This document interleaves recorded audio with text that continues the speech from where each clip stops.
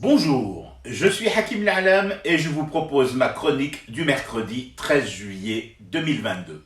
Elle s'intitule « Le consommateur plus dangereux que le dealer ».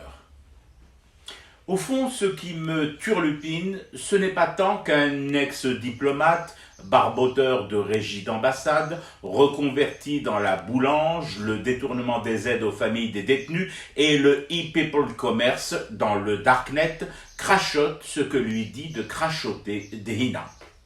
Au fond, ce qui me turlupine aussi, ce n'est pas tant qu'un ado abandonné en manque de sevrage dès son jeune âge et chapardeur de vidéos intimes en fasse objet de chantage et se constitue avec un parc immobilier parisien d'où il zozote ces crétineries qui n'intéressent au fond que ses agents traitants eux-mêmes oubliés au 3e sous-sol, porte droite après l'extincteur et juste avant le distributeur de boissons d'un bâtiment qui a connu des jours plus inspirés et surtout mieux informés. Non, au fond, ça ne me turlupine pas plus que cela. En revanche, ce qui me gêne, voire me met un chouïa hors de moi, c'est que des gnous à deux pattes, des zèbres au cerveau définitivement rayé, boivent les paroles et les images de ces deux gugus, ne laissent échapper aucune goutte de leur bouche et de leur gorge, décidément bien profonde et surtout idéalement élastique. Je suis insultant, méprisant envers ces likers et ces émoticonneurs? Peut-être.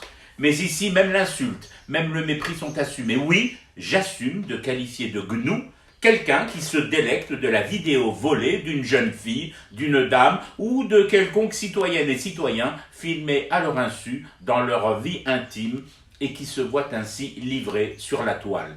Les gens qui visionnent ce genre de documents sont tout bonnement malades. Pas seulement voyeurs, mais aussi et surtout malades. Déséquilibrés comme un gnou qui aurait bu un point d'eau empoisonné ou concentré de perversion.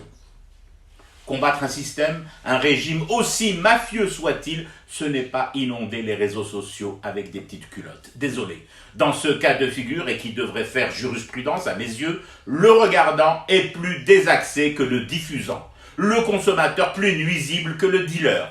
Qualifié de dahdohisme les témoignages de Tango, de membres de ces réseaux PayPal récupérés par l'Algérie, enfin ramenés à la maison, cracher aussi légèrement sur leurs aveux, puis, dans la seconde qui suit, s'en aller benoîtement, jouir littéralement devant un live londonien ou un porno parisien, cela m'amène à la seule conclusion raisonnable. L'urgence chez nous n'est pas tant à la construction de nouvelles prisons, mais au doublement, voire au triplement des lits et des capacités d'accueil en milieu psychiatrique.